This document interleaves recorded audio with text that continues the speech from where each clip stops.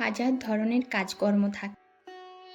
কাজকর্মগুলো করতে গিয়ে দেখবে এমন কিছু কাজকর্ম থাকে যেগুলো আমাদেরকে বারবার করে নিতে হয়। সংসারে এমন কিছু কাজ থাকে যেগুলো আমরা বলি শেষ হয়ে গেছে, কিন্তু দেখা যায় শেষ একদমই হয় না। তারপরে আবার সেই কাজটার কিছু জিনিস থাকে যার জন্য এক্সট্রা আমাদেরকে টাইম দিয়ে কাজ করতে হয়।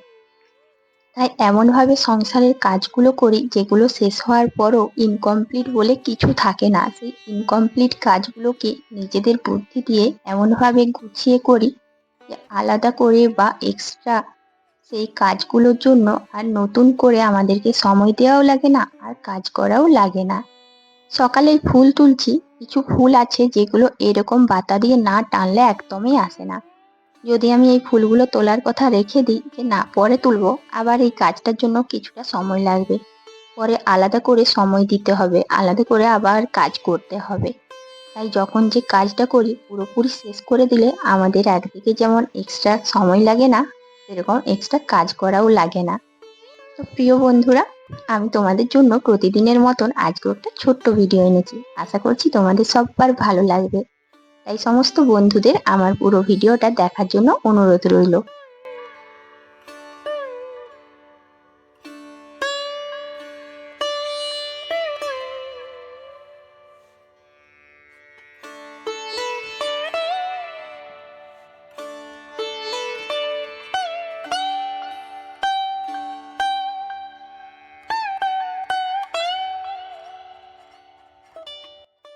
ভিডিও শুরু করার আগেই আমার সমস্ত গুরুজনদের জানাই প্রণাম, ছোট ভাই বোনদের জানাই অনেক অনেক ভালোবাসা। আমাদের সংসার জীবনে প্রতি গৃহিণীর জন্য রান্নাঘর, কলপাড় এই দুটো যেন ব্যস্ততম জায়গা। এই জায়গাগুলোতেই আমাদের জীবনের অর্ধেকটা সময় হয়তো কেটে যায়, এটাই বলতে পারি। তবুও জানো তো, সমস্ত কাজকর্ম গুছিয়ে যখন আমি বাসন টাসন মাজলাম তখন কলপাড়টা ভালো করে পরিষ্কার করে ঝাড় দিলাম। কারণ এরপর যদি আবার কোনো কিছু কাজ করি তখন ওখানে দেখবো যে সেই কাজটাও হচ্ছে না, সঙ্গে আবার ঝাড় দিয়ে পরিষ্কার করতে হচ্ছে। এখন ঘরদোরগুলো ঝাঁটাতে ঝাঁটাতে হঠাৎ করে দেখলাম দুটো ব্যাগ পড়েছিল। জানো তো, কিছুটা ঘর ঝাড় দিয়েছি, এই আমার রুমটা আর একটু উঠোনটা বাকি আছে। এখন দেখছি দুটো ব্যাগ ছিল বাইরে, দুটো ব্যাগ ভালো করে গুছিয়ে রেখে দিলাম এই আলনাটাতে। কিছু কিছু জিনিস থাকে যদি আমরা সেগুলো গুছিয়ে না রাখি দিনের পর দিন পড়ে থেকে ময়লাও হবে, আর প্রত্যেকটা সময় এখান সেখানে পড়বে, আবার গুছিয়ে তুলবো, ব্যাস কাজগুলো যেন সব সময় বাড়বে।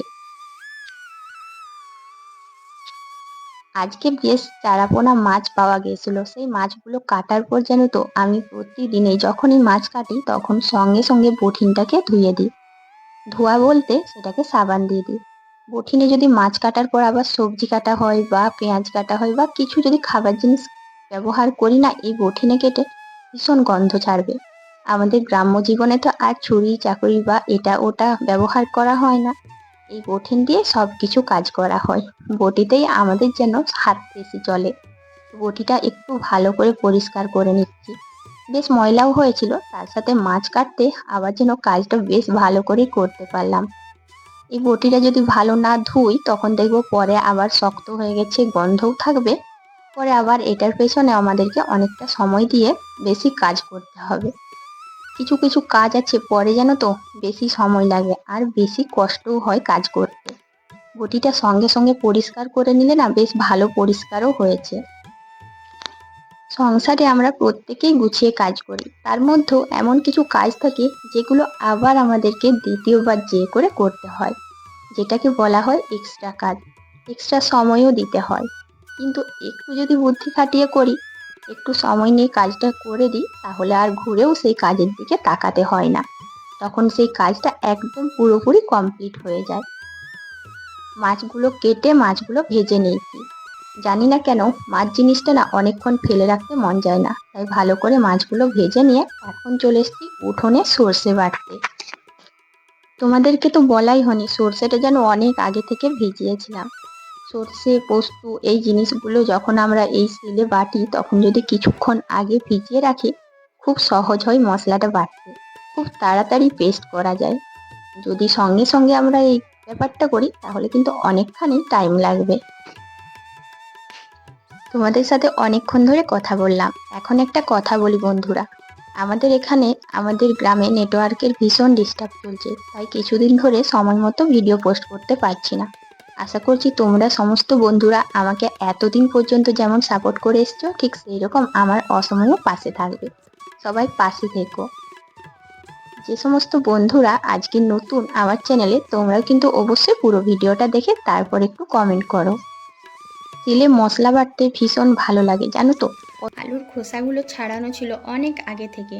আজকে আলু সেদ্ধ মুড়ি খেয়েছিলাম, আর কিছু আলু ছিল তরকারির জন্য, তো সেই খোসাগুলো ছিল। এদিকে জানো, আমি যে সর্ষেটা বাটলাম, সঙ্গে সঙ্গে সর্ষেটার তরকারি করব না। একটা জিনিস তোমরা সবাই মনে রাখবে, সর্ষে যদি সঙ্গে সঙ্গে মানে যখন বাটি তার সঙ্গে সঙ্গে রান্না করি লাগে, তাই কিছুক্ষণ পরে যদি সর্ষেটা আমরা দিই তরকারিতে, আর কোনো সমস্যা থাকে না। হ্যাঁ, এটা কিন্তু আমার সঙ্গে অনেকবারই হয়েছে। আমি সর্ষেটা বেটে করেই তরকারি করেছি, সঙ্গে সঙ্গেই দেখছি না, এটা তেতো হয়ে গেছে। এই কারণে জানো, সিলে মশলা বাটলে কিছুক্ষণ পরে আমি এরকম সর্ষে দিয়ে রান্না করি।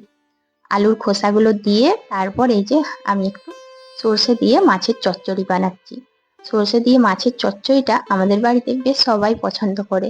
তোমরা কিন্তু অনেক বন্ধুই আছো এরকম রান্না পছন্দ করো। মাছের চচ্চড়িটা বসিয়ে ফাঁকে সুযোগ খুঁজে চলে এলাম জল ধরতে। একটা কাজের ফাঁকে যদি আরেকটা সময় পাই কাজ করার, তাহলে সেই কাজটা একসাথে একটা কাজে দুটো কাজ হয়। এক্সট্রা আর সময়ও লাগে না কাজের জন্য।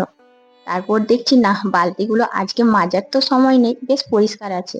কিন্তু কেন জানি না বালতিতে জল রাখলে জানো, এই বালতির ভেতর একটু কিরকম পিছলা পিছলা ভাব থাকে। তাই দুদিন একদিন ছাড়া পরিষ্কার করলেও প্রতিদিন যখন আমি জল ধরি তখন ওই বালতির ভেতরটা ভালো করে হাত দিয়ে ঘষে দিই। এতে করে বালতির ভেতরে যে একটা পিছলে ভাব থাকবে সেটা না চলে যায়। দেখবে তোমরা প্রত্যেকটা বন্ধুই আমার যারা গৃহিণীরা আছো, তোমরা কিন্তু এই ব্যাপারটা ভালো করেই জানো। আর জল ধরার সময় ওই কাজটা করে নিলে তাহলে আর বালতিটা বেশি নোংরা হয় না।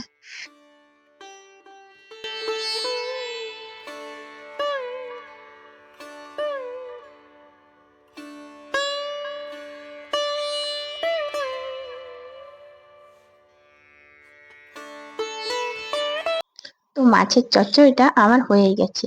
দেখো বন্ধুরা কি সুন্দর করে মাছের চচ্চড়িটা হলো। আর কারা কারা এরকম মাছের চচ্চড়ি পছন্দ করো অবশ্যই জানাবে। এখন যেহেতু খাবার দাবার খেতে একটু দেরি আছে, সেই সুযোগে আমি চলে এসেছি গ্যাসের ওভেনটা পরিষ্কার করতে। একটু খালি সময় পেলে সঙ্গে সঙ্গে কাজ গুছিয়ে নিলে কাজের জন্য আমাদেরকে আর আলাদা করে সময় দিতে লাগে না। তো বন্ধুরা, আজ এখানে শেষ করছি, কাল আবার দেখা হবে, টাটা।